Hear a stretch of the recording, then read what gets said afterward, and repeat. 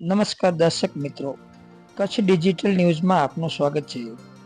દર વર્ષની જેમ આ વર્ષે પણ આપણા હમીરસરના કિનારે સાતમ આઠમના મેળાની પૂરજોશમાં પૂર્વ તૈયારીઓ ચાલી રહી છે, તેમજ પ્રશાસન દ્વારા સ્ટોલ ફાળવી દેવામાં આવેલ છે। તો ચાલો જાણીએ સ્ટોલ ધારકો પાસેથી આ વખતે શું આશા રાખી અને પૂર્વ તૈયારીઓ કરી રહ્યા છે।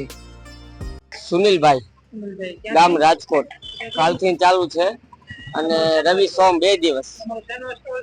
મારે ફ્રૂટ જ્યુસ, લસ્સી, કેરીનો રસ, ફ્રૂટ ડીશ દર વર્ષે આજથી 20 વર્ષ થયા। આ વર્ષે વરસાદ નહીં આવે તો મેળો જામશે અને વરસાદ આવશે તો બધાય નાઈ નાખશે।